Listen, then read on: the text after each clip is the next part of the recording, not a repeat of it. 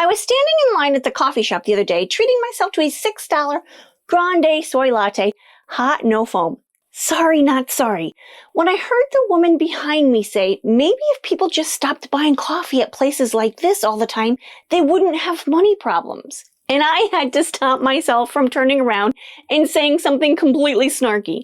Because really, that's the advice? Meanwhile, the rest of us are out here trying to hold it together through bird flus, grocery inflation, organic blueberry prices, and wondering if chicken is ever going on sale again. But here's what I've learned. Most of the popular frugal advice out there is either outdated, unrealistic, or completely missing the point. Because the best frugal rules I followed, the ones that actually changed my life, aren't about deprivation. They're about intention. They're about planning. They're about designing a life that feels calm, clear, and even a little bit luxurious in the ways that matters most. Hi, my friend. If you're new here, I'm Sara. I'm the owner of FrozenPennies.com, a financial coach, and the author of the book, Fundamentally Frugal, linked below. And today, I'm sharing 10 frugal rules that might sound a little weird, maybe even a bit extreme, but trust me, they work. Some of these might make you pause, a few might make you feel totally backwards, and some of these might even be totally old news to you. But stick with me because one of them will actually make you rethink everything you thought you knew about saving money without sacrificing so much joy. Tell me what your favorite is. Mine is definitely number 2. The odd day spending rule. Let's start with one of the weirdest, most unexpected ones. Only allow yourself to spend discretionary money on odd numbered days of the month. I know, it sounds completely random, but randomness can be powerful. The rule inserts a deliberate inconvenience into your spending habits, and that inconvenience, it becomes your secret weapon. The first time I tried this, I was scrolling late at night and saw a pair of earrings on Instagram. Gorgeous. I clicked add to cart, ready to check out, and then remembered it was an even day. I paused, I waited, and then by then I didn't care anymore. It wasn't about the earrings. I just wanted that little dopamine hit of buying something pretty. Here's the thing. Our brains crave novelty, and buying gives us a quick hit of pleasure. But when you build in a pause, even just a 24-hour delay, you reduce that emotional pull. Instead of reacting, you're choosing. The one change helped me become more mindful about what I really wanted versus what just felt good in the moment. You want to try it? Grab your calendar, circle the odd numbered days, and commit to a 30-day experiment. You'll probably be amazed at how often your wants disappear by morning. The one luxury at a time rule. This rule might be the most emotionally satisfying one on the list. Choose one luxury to fully enjoy and make that your consistent splurge. Not 2, not 5, just 1. For me, right now, it's skincare. I spend $35 on a good moisturizer. I put it on my face every night before I go to bed. It feels rich, indulgent, intentional.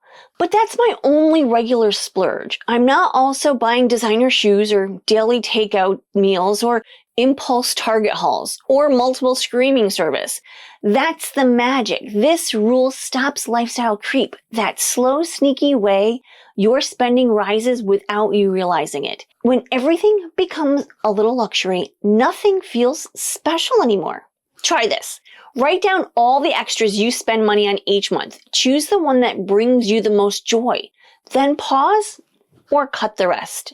See how it feels to truly enjoy one thing without guilt. The annual cancel day rule. Every January, I do something most people avoid. I schedule a cancel day. That's right, a full hour dedicated to canceling things, subscriptions, memberships, auto-renew charges. It started when I realized I was paying for a meditation app I hadn't opened in months. Then I found a camping subscription I thought I'd canceled, a streaming service I only kept for one show already finished. Altogether, I was throwing away over $600 a year for nothing. This rule isn't just about saving money, it's about mental clutter. There's something deeply satisfying about reviewing your digital life and clearing out the junk. It's like decluttering a closet you forgot existed. Now here's how to start. Open your bank app, sort by recurring charges, and make a checklist. Do you use it? Do you love it? If not, it's gone. Then mark your calendar to do it again next year. You might even want to take the time once every season or maybe twice a year to do this. You'll thank yourself and your future bank balance will too. The 7-day wait rule. If something costs more than $25, I don't buy it for at least 7 days, period. This rule has saved me from dozens of purchases that feel urgent in the moment and totally irrelevant a week later. And here's why it works. Spending gives us that dopamine hit, that rush. It makes you feel like buying the thing is solving a problem. But most of the time, it's just filling an emotional gap, boredom, stress, even a reward. Waiting 7 days interrupts your patterns. It gives your logical brain time to catch up. You can ask, do I really need this? Is there something I already have that'll work? Am I trying to soothe something just a little bit deeper? Pro tip, keep a cooling off list in your notes app. Everything you want goes on the list first. After a week, review it. If you still want it, it fits into your budget, then go for it. But now you are making a conscious choice, not an emotional one. The cash-only weekend rule. Weekends are budget landmines. Brunch, errands, boredom, takeout, it all adds up so fast. That's why I started this rule. Weekends are cash only. No debit card, no apps, no credit card, just the money in your wallet. Studies show that paying with cash activates pain centers in the brain. You literally feel the loss more than you do with a digital payment. That awareness makes you pause. It helps you check in with your values instead of giving in to every little craving. Try this. Give yourself a weekend allowance on Friday. Withdraw that exact amount in cash. When it's gone, it's gone. And here's the bonus. If you end the weekend with money left, you feel the win. It's visual, it's tactile, and it builds discipline in a way no budget app can. The twice-a-year rule. Let's talk clothes. Specifically, how to stop the emotional chaotic spending that happens when you feel frumpy, bored, or just need a little boost. The solution. Only shop for clothes twice a year. Once in spring, once in fall. I used to buy random tops because they were cute and on sale, but they didn't match anything. I'd stand in my closet and feel like I had nothing to wear. Now I plan my wardrobe in 2 intentional seasons. I make a list, I look for gaps. I only buy what fits those gaps. This rule reduces impulse shopping and decision fatigue. It also turns clothes shopping into a purposeful event, not emotional crutch. You feel more polished, more confident, and less cluttered. Try it. Do a closet clean out this weekend. Write down what you actually need. Then commit to 2 focused shopping trips a year. That's it. Now, I actually did this exact thing this spring. I got rid of anything that I didn't wear, that didn't fit, or just wasn't the right colors. I now have a closet full of clothes that I wear and I like. I also have a list of colors and sizes that I want to look for when my mama and I go for our annual thrifting trip in the fall. The shop your house rule. Before you buy anything, ask, do I already have something that could work? That's the essence of this rule, and it sounds almost too simple until you try it. One day I was about to buy a storage bin. Then I checked the basement, and I had 4. They were just maybe a different color and a different size. Another time I needed a gift bag, I found a stash in the closet I hadn't opened in a year. The point is, most of us are surrounded by stuff we've forgotten we even own. The rule trains your brain to see abundance instead of lack. It builds gratitude. It saves time, gas, and money. And yes, it scratches the same itch as shopping. Finding something new in your own home is surprisingly satisfying. Now here's a pro tip. Make a habit of doing a monthly 10-minute house shop to reacquaint yourself with what you already own. Maybe find something that you love and move it to a different room. The 15-minute homemade rule. If it takes 15 minutes or less to make, I don't buy the pre-made version. From taco seasoning to stainless steel appliance cleaner, there are so many everyday items that cost pennies to make at home. This rule isn't about being a Pinterest mom, it's about reclaiming convenience on your terms. When you make things yourself, you avoid preservatives, you reduce packaging waste, and almost always spend less. Start small. Try a homemade vinaigrette or an all-purpose cleaner. Time yourself. You'll be shocked at how fast it is. And once you realize how easy it can be, you start questioning every overpriced item in your grocery cart. You want bonus points?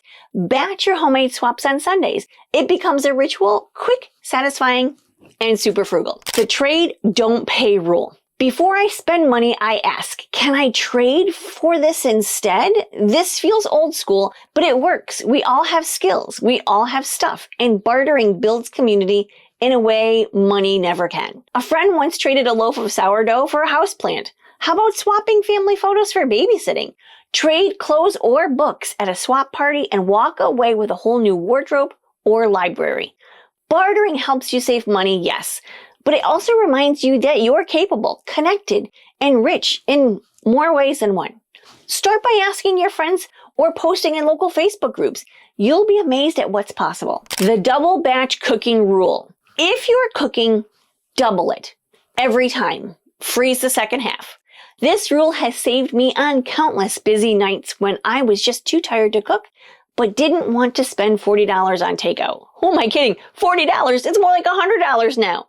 It saves money. It saves time. It reduces food waste, and it protects your future self from making tired, hungry, last-minute decisions that usually cost more money. Now, here's a really cool tip. Keep a running list on the freezer door of what meals that you've stashed. It's like having a safety net.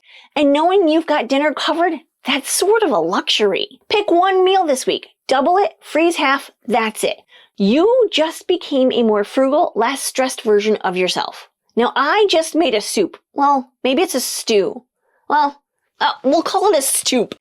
It was so good. A little Mexican stoop with 3 different beans, tomatoes, corn, and a little leftover chicken. We topped it with cheese and sour cream, but it made a big batch. So we froze it in individual containers that we can take out and have for lunch. Here's the thing about these rules. They work best for people who thrive with structure.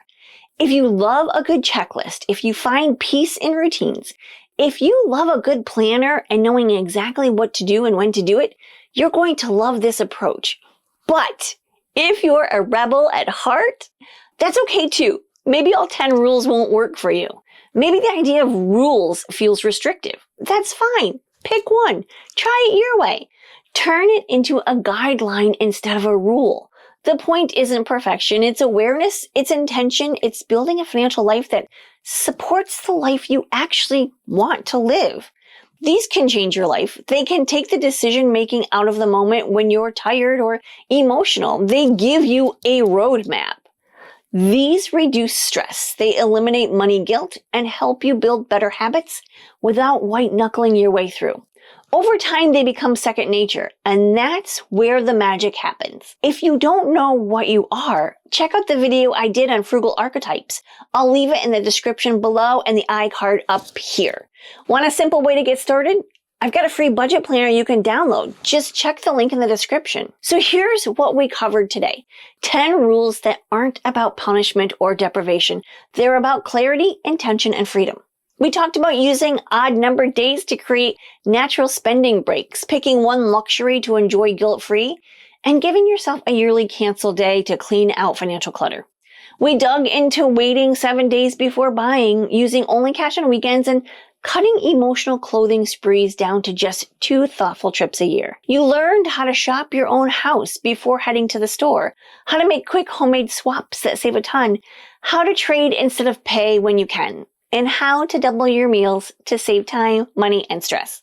Now, each of these rules is designed to do just one thing: help you spend with more intention and less overwhelm, to stop money from leaking out of your life in those tiny, sneaky ways, and to help you feel more in control without sacrificing the things that matter most. Whether you're a rule follower who thrives with structure or a rebel who needs to adopt things to make them work for you, these habits can still support you.